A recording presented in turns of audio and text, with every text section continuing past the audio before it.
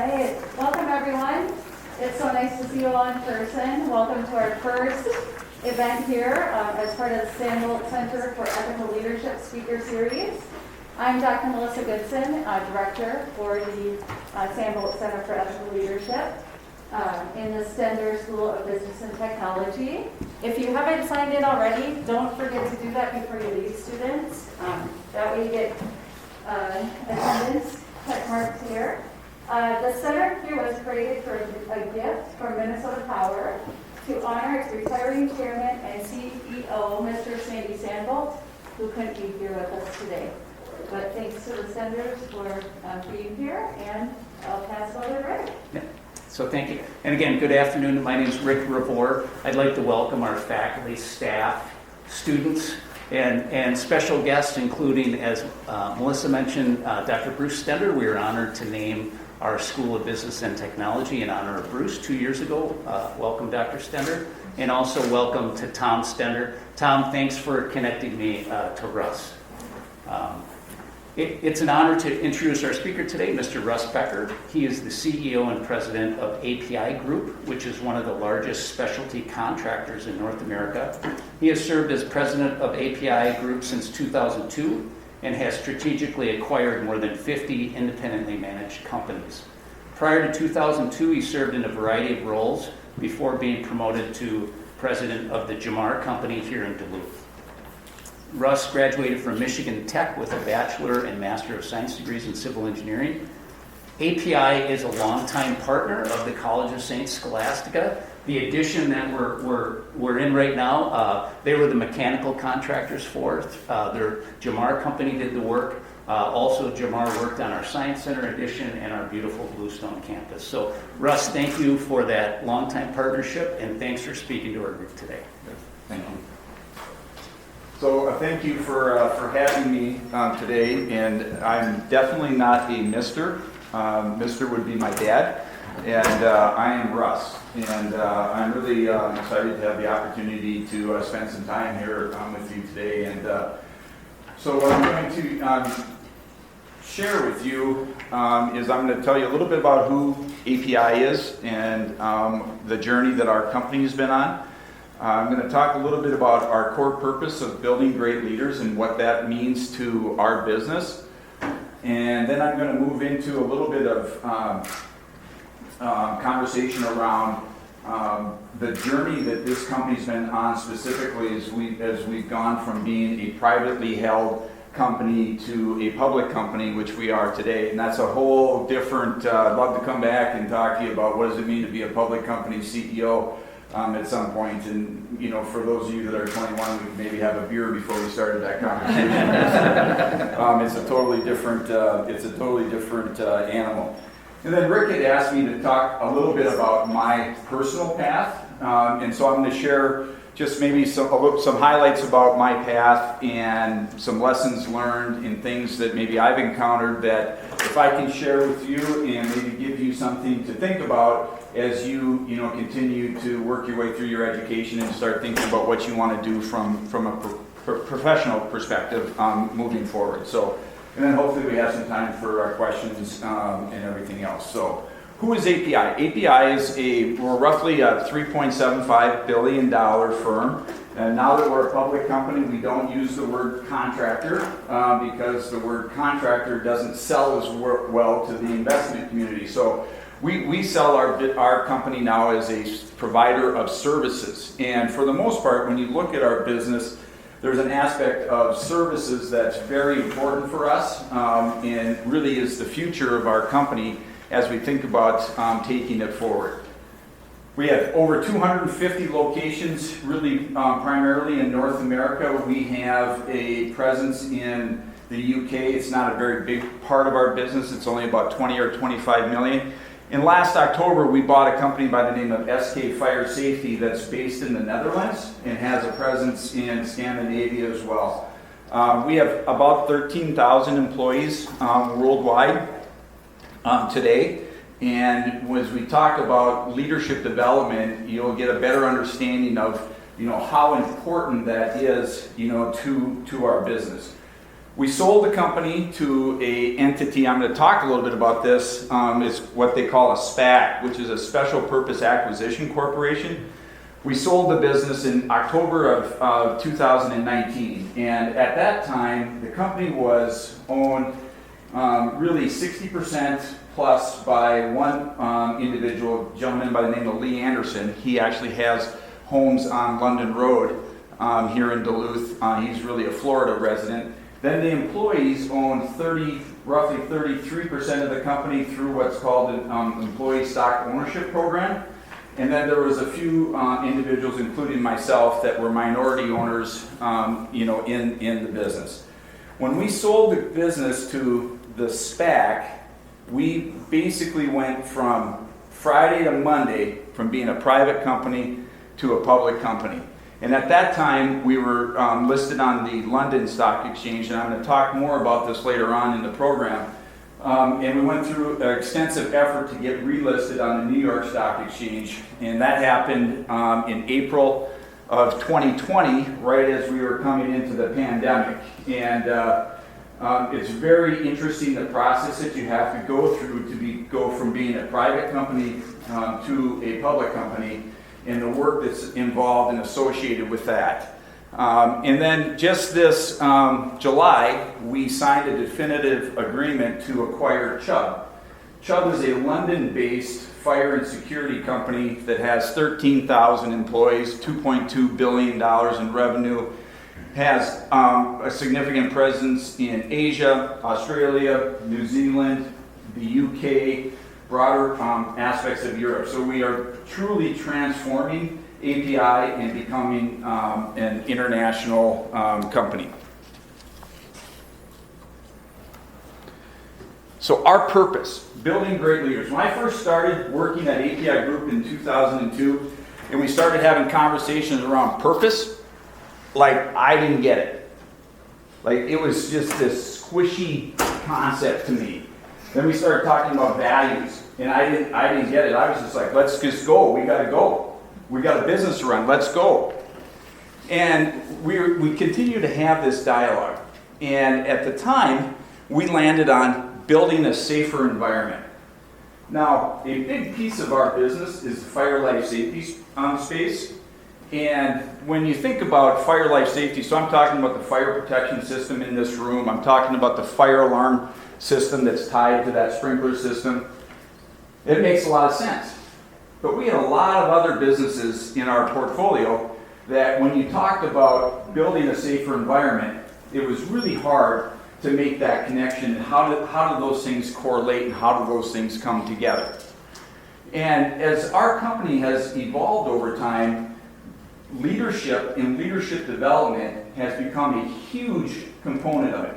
When you think about 250 locations across primarily North America, each one of those is a business. Each one of those businesses has to have leadership. It has to have good leadership. And as the CEO of the company, I've always said that my number one responsibility is to make sure we have the best darn people running our businesses that we possibly can. That's what we owe to our employees, is to have really good, solid leadership. And so we were at a board meeting actually in Baton Rouge, Louisiana, of all places, and Lee Anderson happened to be sick, so he missed the meeting. So I think people were more open to having open dialogue, which is a different conversation.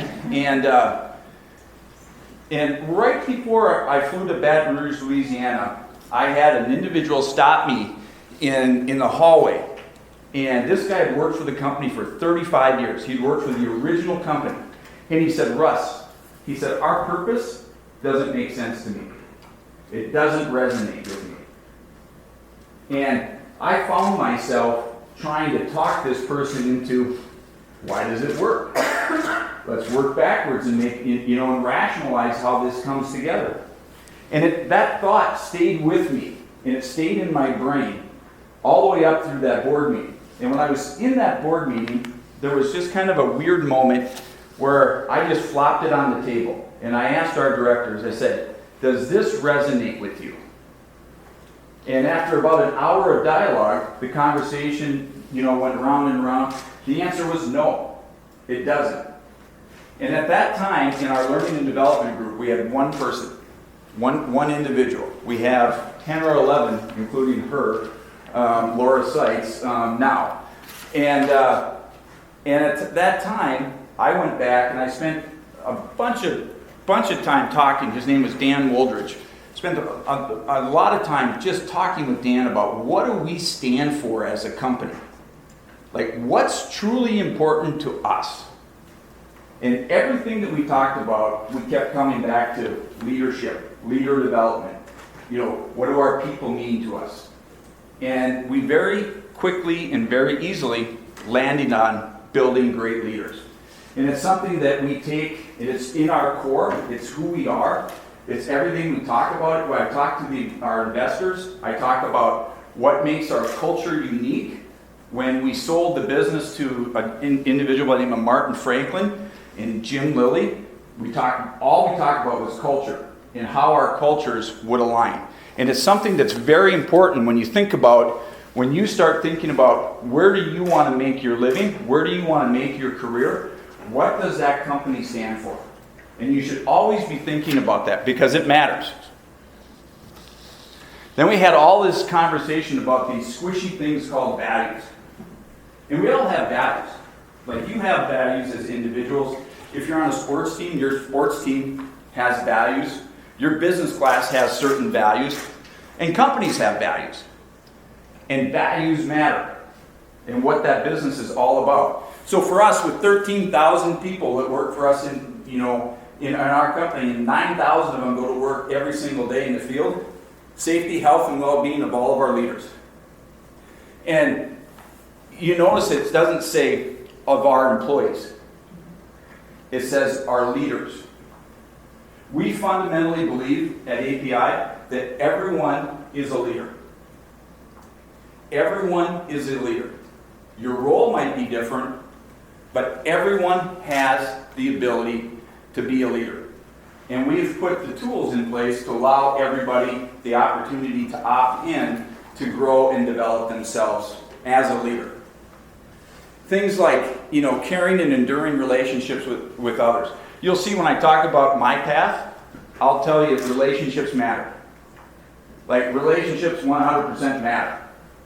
Like, you're building relationships right now in everything that you do, your relationships 100% matter. I know Mr. Stender going all the way back to when I lived in Duluth, Minnesota. Your relationships matter. He was sharing the story with me that Jamar Company put 2 new heat pumps in his building unit down at the Sheridan.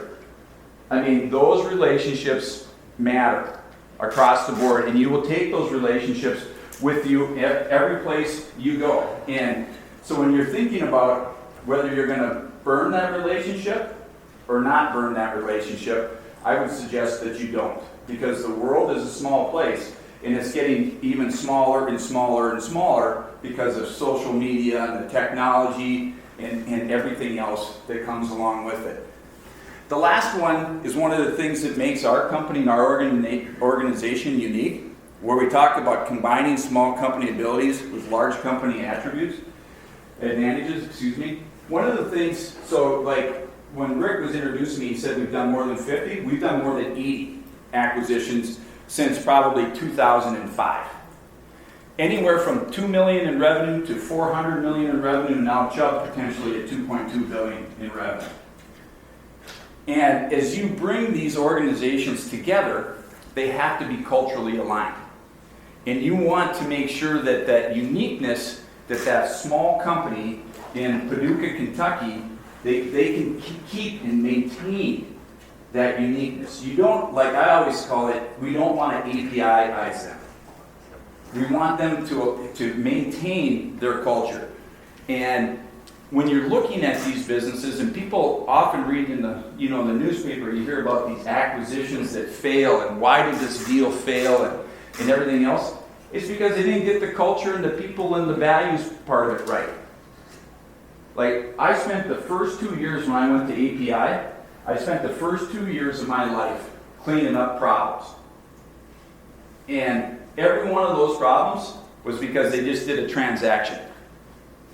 They didn't buy a business because of the culture and because of the values of the people that were in it. They just did a deal. And if you're just going to do a deal, I guarantee you, your success rate will not be high. And the values of that business, whether you're acquiring it or going to work there, they really, truly do matter.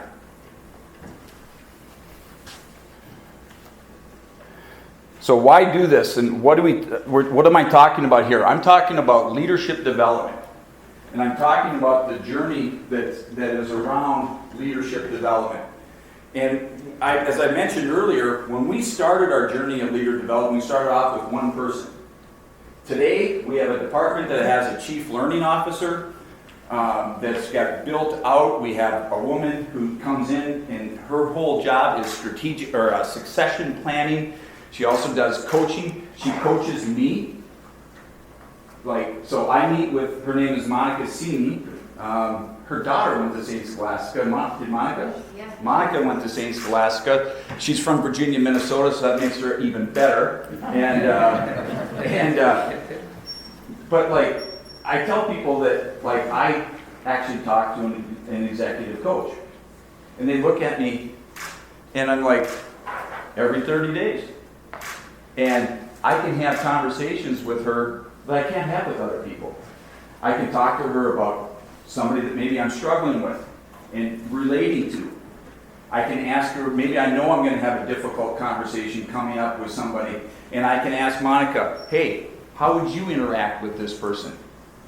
We've got assessment upon assessment upon assessment on so many people that, I can't read all those assessments. I don't really understand what the heck they mean. So I need Monica. But it really matters. And so when I talk about and I share this list with you, we started this journey in 2002. In 2002. We've had what we call a leader lab every fall and every spring leading up, even through COVID. We did it virtually, which really sucked, to be honest with you. But every fall, every spring, we would get together for a half a day on Tuesday, share a nice meal together, half a day on Wednesday, everybody go back to work. 100% of our time was spent on leadership development. How can you be better? We're not putting up spreadsheets. We're not talking about business results. We're talking about how can we be better as leaders. And if you don't carve out that time and take the time to think about those things, you really won't focus on it. And in our case, in our business, it really, truly has fundamentally changed who we are, our operating results, what the company looks like today. And it's this investment in leaders. We talked about our leadership development program. So that's a program within the program. You actually have a board member at St. Scholastica. His name is Craig Fleming. Craig just gave up his duties as the president of Jamar. We promoted him to leader of what we call our specialty services segment, which means Craig's now responsible for 15 of our companies, probably almost $2 billion of our revenue. Craig is the first person to go through our leadership development program. And he actually is the person that helped us stand it up.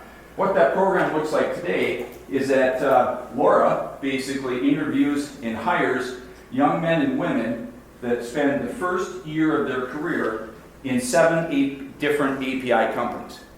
And when they go through these rotations, they're building relationships, they're finding new industries, new niches, seeing different styles of leadership, and they're figuring out, where do I want to work when I graduate from this program?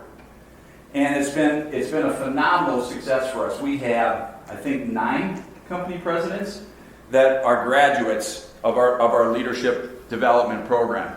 And Craig is really, he's a testament to the success of the program, and he really helped us stand it up. It's actually a really funny story.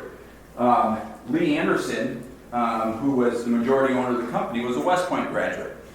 And Craig Fellman was a West Point graduate. Walker Jamar, who Lee Anderson bought the company from, was a West Point graduate. Walker connected Craig to Lee after Craig had left the service.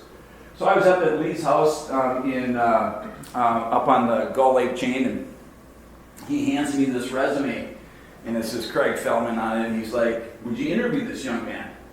And I'm smart enough to know, this is like my first year in this job, working for Lee Anderson. I'm smart enough to know is, interview this guy, does that mean hire him and find a spot for him? Or does it really mean just interview him? And he looked at me and he said, no, he goes, I don't know. He said, I got this through West Point Alumni Association, whatever, just interview him. So I brought Craig in and I interviewed him. I liked him in like 30 seconds. I'm like, we got to get this guy. And we had a structural steel manufacturing business by the name of Lejeune Steel, and the business was hemorrhaging. It was not doing well. And I called the guy up and I'm like, Sid, like, you got to hire this guy. And he's like, well, send him down, I'll meet him. So I send him down, and calls me up and he's like, yeah, I really like the guy, but I can't afford to hire him. We're not making any money. Can't afford to hire him. I said, Sid, I'll tell you what. I said, I'll hire him. I'll put him on API's payroll, and you get him. And so Craig went to work at Lejeune Steel, and Lee Anderson happened to be in town for something, and he decided to do a drive-by at Lejeune because he'd never met Craig. And so he goes in, takes Craig out to lunch, calls me up, and he's like, Russ, guy's gonna quit. Like, he's bored stiff. He's like, they shoved him in a broom closet, and they got him doing takeoffs on Target stores, and like, you probably don't know anything about taking off a structural steel job, but let me tell you, if that's all you're doing is taking off Target stores, you'd probably rather have somebody shove a fork through the top of your hand. And he's like, get him out of there. And I'm like, well, what the heck do I do with them? He says, I don't know, send them to a couple other companies and find the best spot for them. So I'm thinking about this. I'm like, how am I going to make this work? So a guy by the name of Mike McFarland had replaced me at Jamar, and Craig's from Duluth originally. And so I called Mike. I'm like, well, you got to take him. You know, you got to do a favor for me. You got to take this guy. And then I called we had another West Point graduate that was running the business for us. So I called him up, and you got to take this guy, you know, and just, we'll see what happens. And so obviously it was the right fit for Craig to come back to Duluth. And so he actually went through 3 more rotations, and then he ended up landing here in Duluth. And obviously the story tells itself, but Craig went through and he really stood up this program for us, and it's been a really great success. We hire a lot of junior military officers into the program. There's one primary reason for that. Most of these individuals are a little bit older, and they're not afraid to relocate. And getting people to move around is becoming more and more difficult. But leadership development is really important. The last one, individual development plans. We don't do performance reviews, we do individual development plans. And we want you to sit with your supervisor, and we want you to be having regular conversations about your development. We want to have a full understanding of what are your goals, and what do you need to achieve, or what do you need to do so that you can achieve those goals. We have project leader courses. I mean, I could keep going on and on. The last point, learning management system. And that's basically our online, tools that we have set up that people can opt in. When you have people in 250 locations and 13,000 employees, you're not going to be able to do in-person learning for each and every one of them. And so we've stood up a learning management system that we have that would allow you to go on and to opt in from a leadership development perspective. We've created a number of these courses ourselves. The first one is really simple. It's called I Am a Leader. And it's 30 minutes long. And if you don't believe you're a leader, it's very difficult to lead.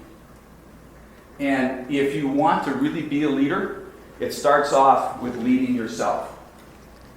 And many people struggle with that concept because they view being a leader as being the captain of the team, or I have to have 10 people working for me. No, it starts with leading yourself.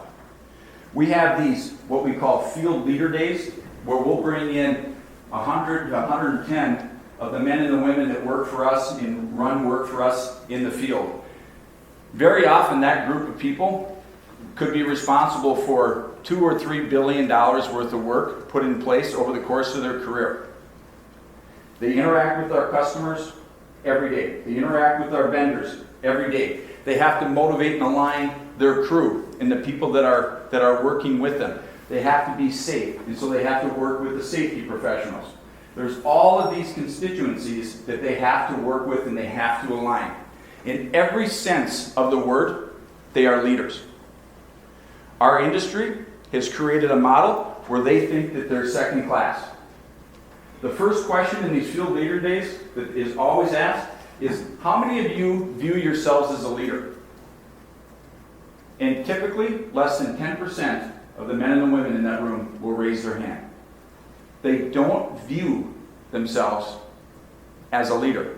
And we've done that as a business and as an industry. And it's a shame. We've taken our leadership development programs and efforts and everything that we offer to the men and women that work in the office. We've taken it to every single person that works in the field for us. And we're giving them the opportunity to develop themselves as a person and as a human being. And that's fundamentally different than training. And that's what makes our programs and our efforts fundamentally different. We're trying to invest in the person.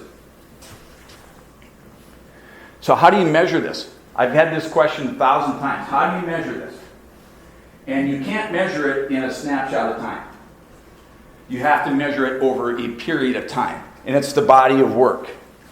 We had a guy that, I'm going to show you the next slide, shows a graph. Before we were public, we used to benchmark our stock price against the public companies. And it's really remarkable how our company performance has improved. So when I started in 2002, API was a $620 million, 3% business. $620 million, 3%. 3% is not acceptable. It's not very good. Stenners would tell you that. And we've grown the business to $3.75 billion. Last year, public company, public record, our revenues last year were $3.5 billion coming out of COVID, and we had an 11% EBITDA margin. And I attribute that to this investment that we've made in our people that goes all the way back to 2002. In investing in people as people. And that fundamentally makes a difference. And this is that slide I was talking about. How many people in the room have read any of Jim Collins' work? So I would suggest that if you get a chance, you should read some of Collins' work. His first book that he wrote was called Built to Last. Don't read that one. That thing is a slug. And that's basically got all of his research and all of the data that he's invested into what does a great company look like. Then he has Good to Great, which I recommend. And then even better is Great by Choice. And you will see in a lot of the terminology that we use, like operating code. And having an operating code in your business is basically how do you bring organizational discipline to your company and to your business. More companies have failed because they've grown too fast than the companies that have grown slower. Now, we all want to grow our business, but there's an element of being disciplined. How many of your friends and colleagues do you know that chase every shiny object? Like, in the business world, that's not going to work. You have to stay disciplined. You have to basically understand what your strategy is and pound it, pound it, pound it, pound it. And be super disciplined about where you're going to put your resources and how you're going to allocate your resources to the activities that are in front of you. You get into a time like today where human resources, labor, is scarce, right? It's tough to find really good people in today's environment. So when you're thinking about where are you going to allocate your resources, you have to allocate your resources to your best customers that respect, the work and the services that you provide, where you're going to maximize, your return. Those are the things that you have to be thinking about as you're looking forward to the future. You know, when we talk, one of the things we talk about in our business as we work on improving our profitability is eliminating lost jobs. So like if we got a contract for $1,000 to change out those sprinkler heads, and we came in here and it cost us $1,500. We just lost $500. And, you know, unfortunately, we have jobs that lose a lot more than $500. And almost every time, it's attributable to poor customer selection. Not attributable to, did we know how to do the work? We know how to do the work. But we worked for a customer who didn't appreciate us, didn't appreciate the services that we provided. Every chance they got, they stuck their foot on our neck. Like, why would you put your employees in that situation to do that work? And when you're running a business, you feel pressure. You feel pressure to keep these people working, to keep these people busy. They have families. So where am I going to find the next job so I can put more of my people to work, I can keep my people busy? That is a very, very slippery slope to get yourself caught up into. And so there's things, when you think about, you know, leading a business and running a business, and being disciplined in how you're approaching your business is important. Suppose I got to hurry up here, Rick. So this is just quickly, I talked a little bit about this. This is our path. The company traces its roots back to 1926 when Lee Anderson's father started a plumbing company in St. Paul, Minnesota. Great story. He wanted to do the plumbing on the St. Paul Hotel. Anybody been around the St. Paul Hotel? The gentleman that was building it, he wouldn't even take a meeting with him. Lee's dad went to the guy's office every day for 2 weeks, and finally the guy said, if you're going to be that persistent, I got to give you the work because there's no way you're going to fail. And that's how his dad really established himself as a plumbing contractor. He actually renovated the White House during the Truman presidency. And we actually have companies that have roots that go back further than 1926, including Jamar, who traces their roots back to 1913. So this should be interesting. Hopefully it's interesting to you. And this is a SPAC.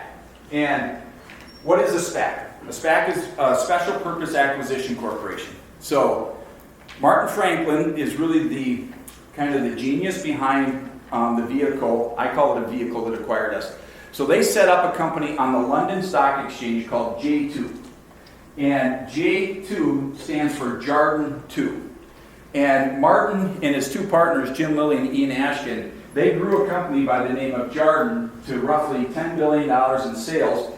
And they sold it to a company by the name of Newell Rubbermaid for $15 million like five years ago. So just a tremendous success, you know, growing Jarden and growing that business and selling it to Newell Rubbermaid. So Martin, Jim, and Ian each put $120 million of their own money into this shell company that was sitting on the London Stock Exchange. Through Martin's relationships, as his career has evolved, this is actually the 5th vehicle that he's done like this. He was able to go and raise another 1.1 billion plus or minus, and they had basically $1.2 billion of equity sitting in this company. And then the way the SPAC works is they have 2 years to put that money to work. And if they don't put that money to work in 2 years, they have to either try to get an extension from the people that invested, or they have to return the dollars. And believe it or not, even though there's no company inside this shell, the company actually trades on the London Stock Exchange. And so when they sold shares for $10, 10, 20, do you remember? Anyways, they sold the shares for like $10, and it was actually trading at the time that our deal closed for $9.80. So those of us that had to roll some of our equity forward into the new transaction actually lost money on day one of the deal getting closed. So they got another $1.1 billion. They go shopping, and I had my first meeting with Martin and Jim in April of 2019. We had run a process trying to look for potential buyers for the business. Lee Anderson at the time was 81 years old, had just had a health scare. And so we were looking around to see what his options were, and we just couldn't find the right fit. And so we actually had kind of said, we're going to hold the company probably for another 5 years to get through another recessionary period. We didn't really understand COVID was coming at that time, but we had kind of just said we're going to hunker down and run the company and just keep on doing our thing. And the phone rang, and from our investment banker.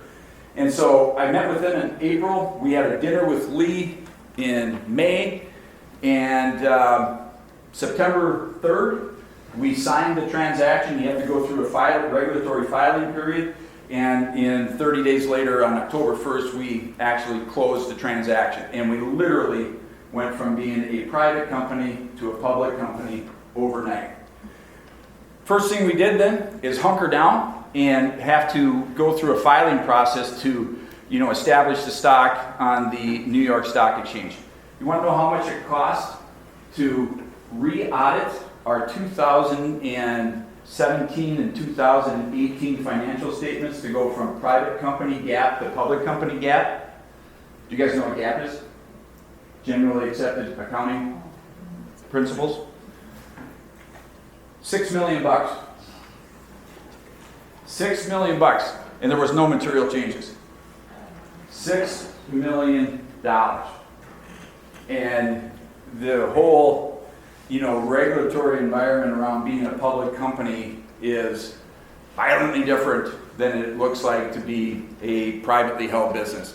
So they went out and they raised $1.35 billion of term debt that they used to help finance the transaction. The company actually had a little bit of debt already on the balance sheet, and that was netted off the total proceeds. It was a $3.1 billion transaction. I have never been involved in anything as complicated as that in my entire life. I can honestly tell you that. And it was, Chubb was just about as intense, but it was just the most intense period of time of trying to get the transaction, across the finish line. And I can honestly tell you, it's been a great fit. It's been hard for me, to be a public company CEO, but it was a great fit for the company, and it was a great fit for the employees. The employees that were involved in the ESOP got 75% of their proceeds paid in cash and 25% paid in company stock.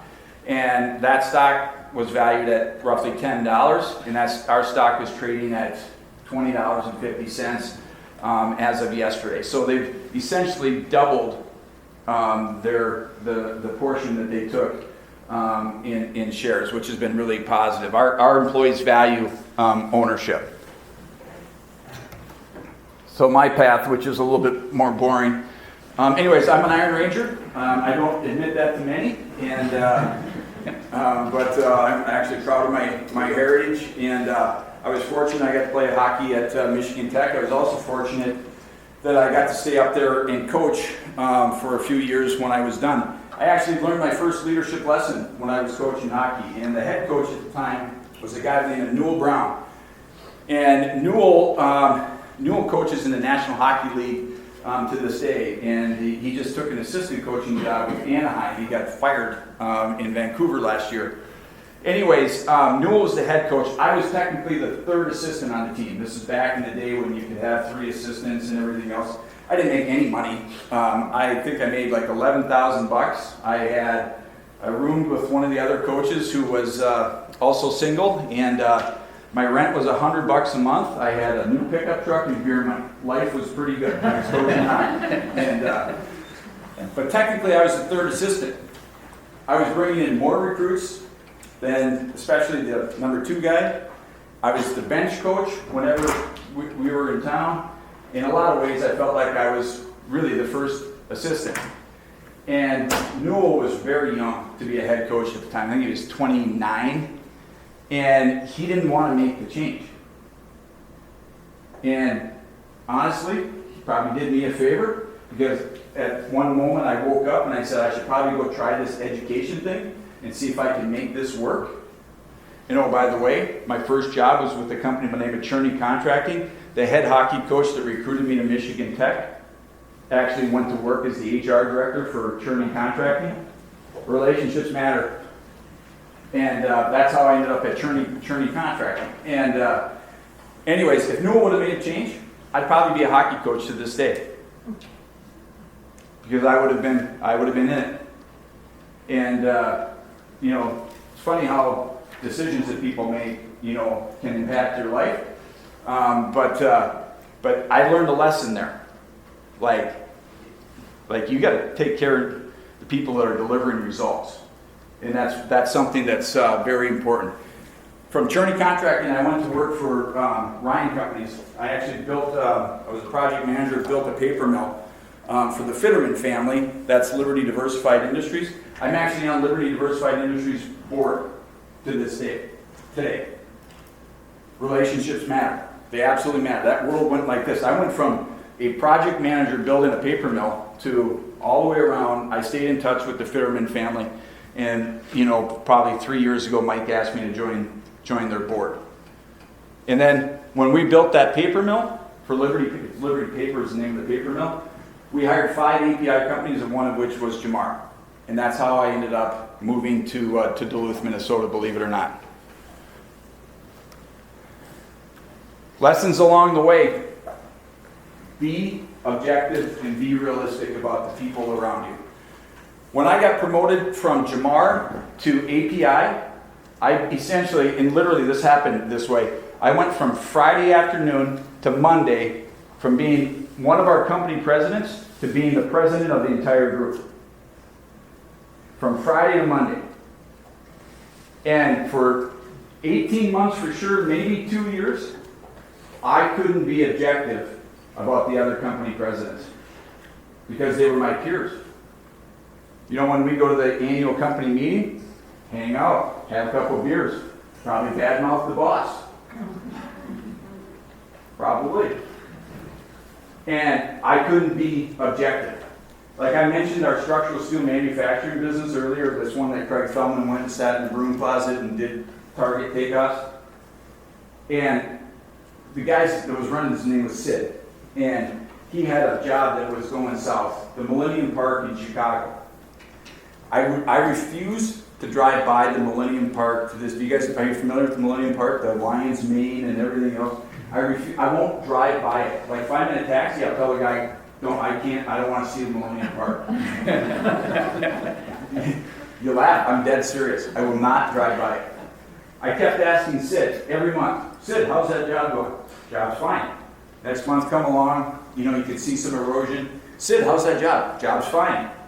You know, I trusted him. He was my peer. Next month comes along, Sid, how's that job? Job's fine. December 20th, I'm in Memphis, Tennessee, my phone rings. It's Sid. Hey, Russ, I got to see it. Well, I'm like, yeah, Lejeune's office is right by the airport. I'm like, my flight lands at 3:30 or 4, and I'll come over to the office and I'll meet with you. I walked into his office. There's one single sheet of paper on his conference room table. Like, I can see the grain in the wood on this table to this day. It's etched in my mind. He's got one circle around one number. Minus $2 million. Like the man was lying to me. For months. For months. You probably asked me, how do you remember that it was December 20th? That's my birthday. So I invented I call it the rule of 2 at API. Whenever somebody drops a problem on you, double it. Because it's going to be twice as bad as what they're telling you. And I'm telling you what, maybe in today's inflationary times it's maybe 2.5, but it's always worse than what they're told you. And that ended up being probably a $4.5 million problem. That's back when $1 million was $1 million. I mean, this was 2002, 2003. And the lesson, I couldn't be objective about it. And if you can't be objective, it's going to be really hard for you to make good leadership decisions about your team and about those people that are around you. Understand where you're going. I mentioned I spent the first 2 years of my life at API cleaning up problems. Well, after we got the problems cleaned up, we started growing the business. And we did our first acquisition under my watch anyways, in 04, 05 or something like that. And we're $600 million, and boom, I grew that business right to $1 billion. And I passed up so many good people that if I would have had taken any time and had been purposeful at all in thinking about, what does a $1 billion company look like versus a $600 million company? What does that mean for our CIO? Like our CIO is a really good guy. I mean, his name's Brad Becker, and it bothers me to this day that I did this to this man, is that I grew the business right by him. And then you try to take and reposition them, and it's not going to happen. There's just too much pride, there's too much emotion. But if I knew where I was going and what I was going to do with the business, I could have positioned him along the way. And he could have, found the right place where he could have stayed with the organization. Every one of our board meetings, I ask myself, now it's like, we're $4 billion. What does $6 billion API need to look like? What does $7 billion API, need to look like? And you need to, and it's a different person and different people, but you can save good people if you're purposeful about where you're going and you understand, what do I need to look like when I get to this point? And it matters. You have to be thoughtful about understanding where you're trying to go as an organization. I've talked about relationships. I don't need to talk about relationships. They matter though. And find the right mentors. And that's if I give you any advice, find the right mentors. Don't ask the mentors to seek you out. You find the right mentors. Newell Brown was a mentor of mine. The man had the most amazing positive attitude. We were playing University of Wisconsin at home, and again, I was the low on the totem pole assistant, so my office was right off the locker room because I got to do video as part of my duties. And video sucked, and I hated it, and I sucked at it, and Newell reminded me of that a lot. And we didn't have the technology that they have today. But anyways, we were ahead of Wisconsin 3-1 going into the third period at home. Should win that game, right? Should win that game. We lose 4-3. We're in my office, and I've never seen Newell this upset. And he takes my office chair and chucks it across the room. And I'm like, oh my, he's gonna come undone when he goes into that dressing room. He walks into that dressing room, he found maybe the one positive of that whole period. It was like, did you see John Young back check on that 2-on-1? That's what it's gonna take for us to be successful. And he turned around and walked out. He found something positive out of that whole bad situation. And that's what he shared, with the team. He was a mentor of mine. Jim Ryan from Ryan Companies. He's actually the first person that taught me that you can be a good business person with values. And Jim Ryan had unbelievable values. God rest his soul. He's passed away today. Lee Anderson was a mentor of mine. There's a guy at Jamar. His name was Jack Wien. The eldest Wien. He's passed away. There's kind of a bad trend there. But, taught me so many things about how to treat our customers. And seek those mentors out and invest in relationships with those mentors because it's very important. And don't expect them to seek you out because you need to make that investment.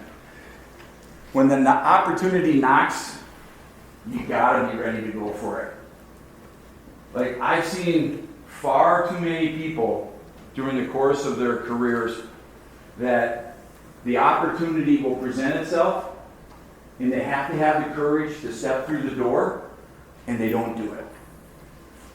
And they don't do it. And don't be afraid to fail. You won't fail. You go in there and bust your butt, give it everything you got, you're not going to fail.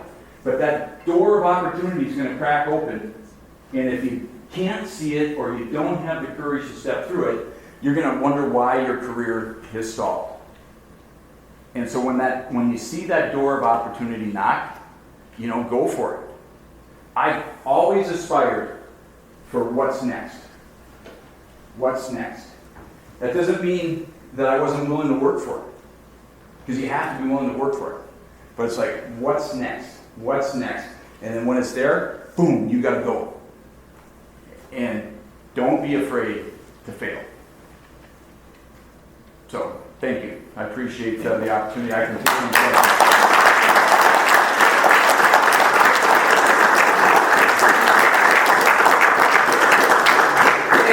Questions for Russ? I guess it's the only thing that's between me and you, or I'm the only thing between you and a cheeseburger or something like that. Yeah, Bruce. I wish I had heard your presentation 50 years ago. Outstanding. Yeah, I don't know about that, Bruce. Talk a bit more about mentors and finding mentors. I've felt that it's so important in one's career development. Yeah, I don't know how much more to that I can talk about. To me, it's important that you as the mentee seek out the mentor. And, and I think that mentors have places at different parts of your journey. So when I think back, Newell Brown was a mentor for me when I was just a young man, 23, 24 years old. Then there was a guy that, his name was Ed Holtenhoff. He was an instructor at Michigan Tech, who was former CEO of a CM firm called Elzinga and Volkers, and he went back to teach because he basically wanted to make a difference, in young people's education. And he's a guy who taught me how to drink scotch, and it's a bad habit. And he was a funny guy. I'd show up at his house. He'd always have me out for dinner, and I was like, Ed, what time would you like me to come? I could call him Ed when I was at his house, but I had to call him Mr. Holtnoff when I was at school. And it was 5 o'clock. Cocktails are 5 o'clock. Be here at 5 o'clock sharp. And I'd come in, and he'd be like, what would you like to drink? I'd like, beer. I mean, that's what every 23-year-old wanted to drink, right? Beer. And he used to always say to me, when you're this big executive and you're entertaining a customer, are you going to order an Old Milwaukee? That's what I used to drink. And I was kind of thinking, yeah. And he used to make me drink a glass of scotch neat, which means no ice, before he'd give me a beer. And there's, I don't know how much you guys know about scotch, but there's different regions, and there's one region, we call it the Isle of Islay, that the scotch is very peaty and smoky. It is nasty. And that's what he used to drink, and he'd make me drink one of them.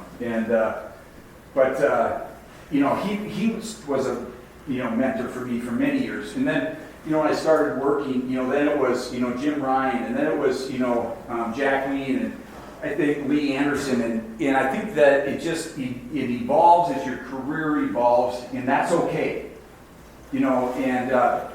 Doesn't mean that, you can't be friendly with people like Newell and I are still friends, but he's not a mentor to me, any longer.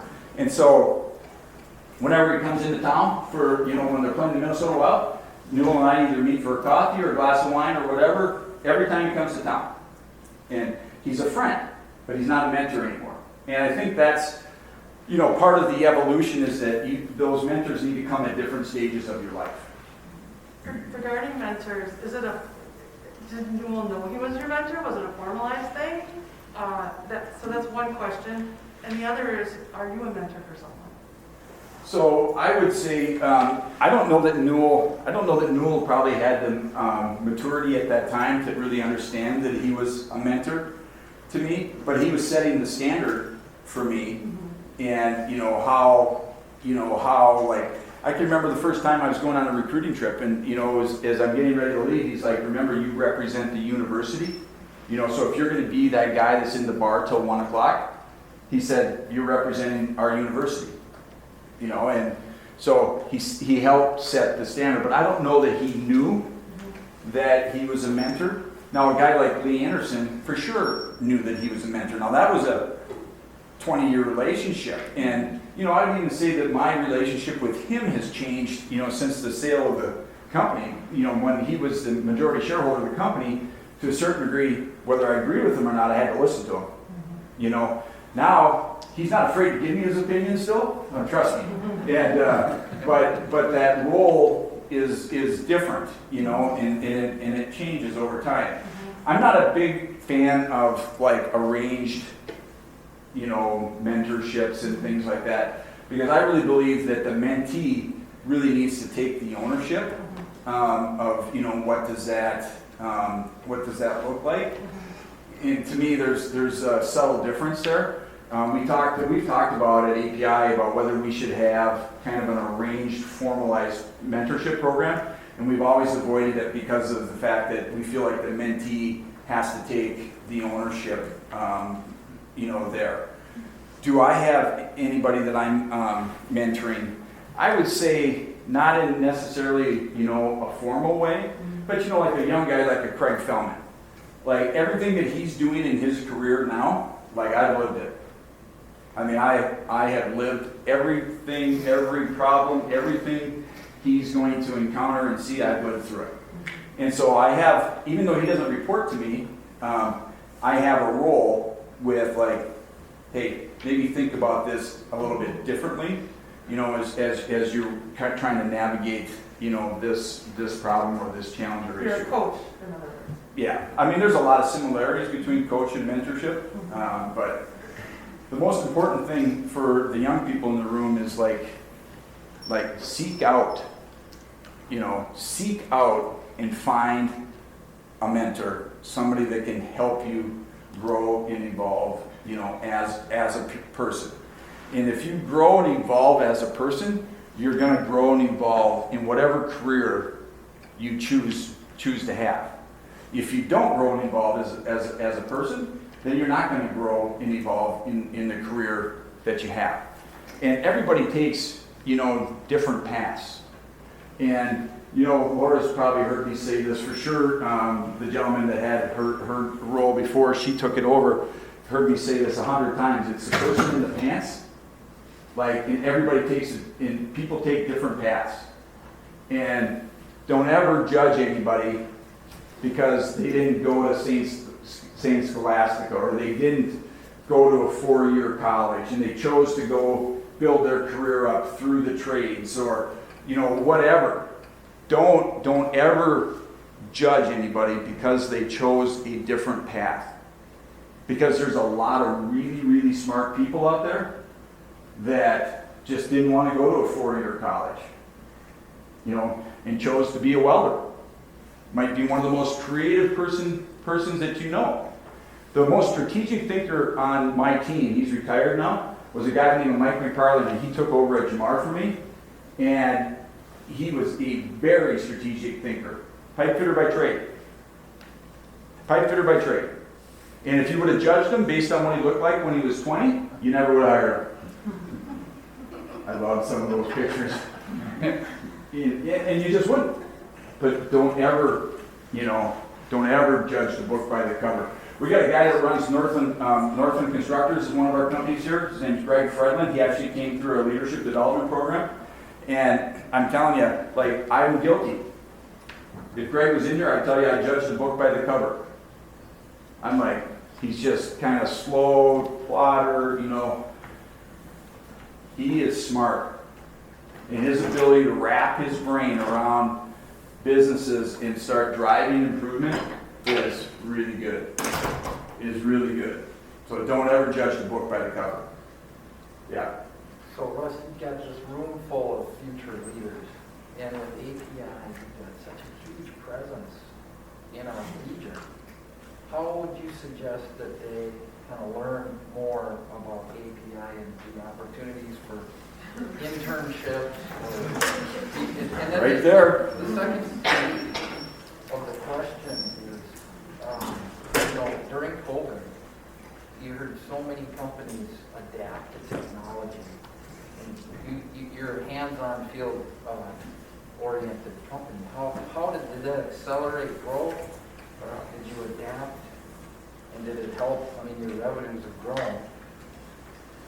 Can you talk about that a little bit? And then maybe a little bit more on how did you get in touch with learning more about API? Well, there's another resource right there too. There's Craig. He must have heard us talk. His ears must have been ringing because he knew I was talking about him. So, you know, I Time guess. last start 1 o'clock.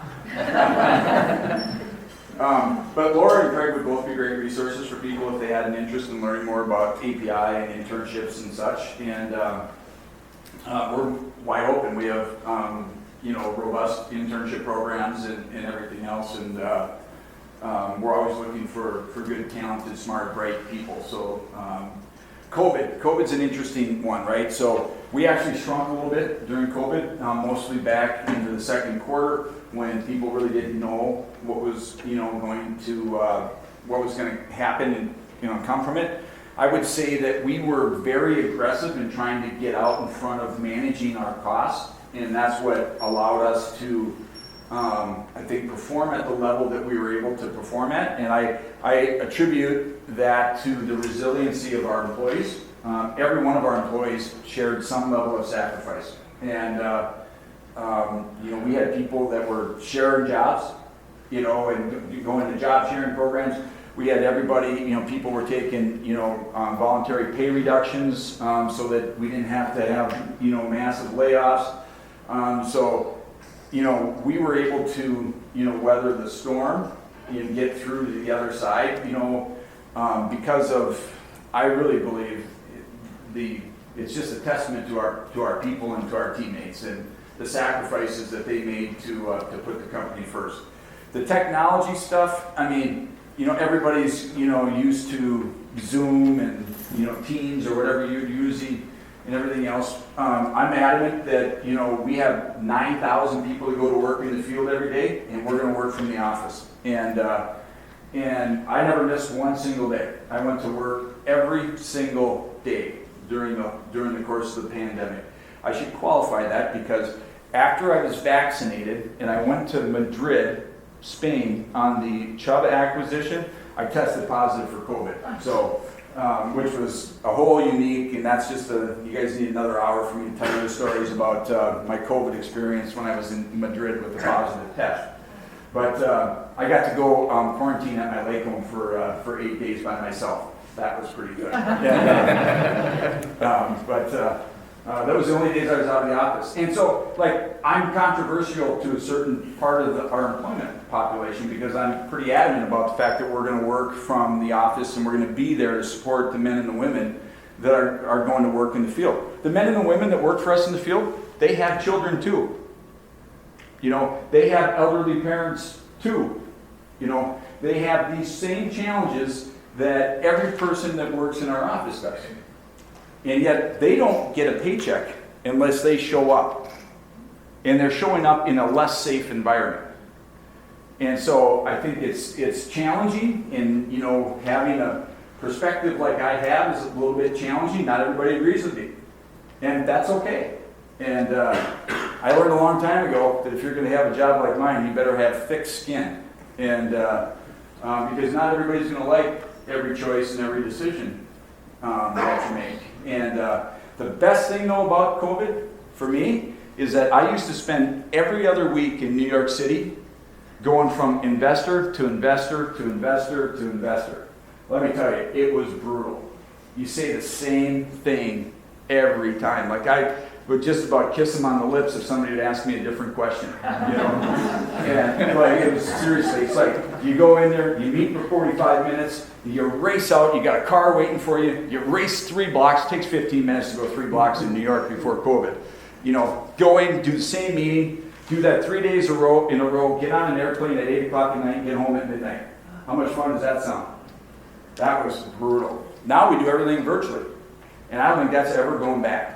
And to me, that's a beautiful thing. But the rest of this stuff, I mean, there's no, you know, you talk about having a relationship and relationships matter and the importance of a relationship. You can't have that same level of intimacy if you're not seeing people face to face, shaking hands. I mean, I remember when COVID first broke out, I'd go to our job sites, and the men and the women in the field are a little bit more cavalier about the pandemic than a lot of people were. They'd stick their hand out, man, I'd be sticking my hand out, then I had a little bottle of Perel in my back, and then you shake hands again, but if they want to shake hands, I'm shaking their hand. And, I tell you, the men and the women that work in the field for us, they're warriors. They're 100% warriors. What they did for our company, the fact that they showed up, it's just like, I was on the Ascension Vision North job, and our people were packing up their game boxes at the end of the day, putting their stuff. Every person I could, I went and shook their hand, and I was like, thanks for being here. And they're like looking at you like, are you smoking something? And I'm just like, no, I'm serious. Thank you for being here. Thank you for showing up. Because like a company like ours, we only generate revenue if those men and women show up for work. That's it. They don't show up for work, we don't generate revenue. We don't sell, ketchup or coffee pots or whatever you want to talk about. That's not what we do. We sell labor.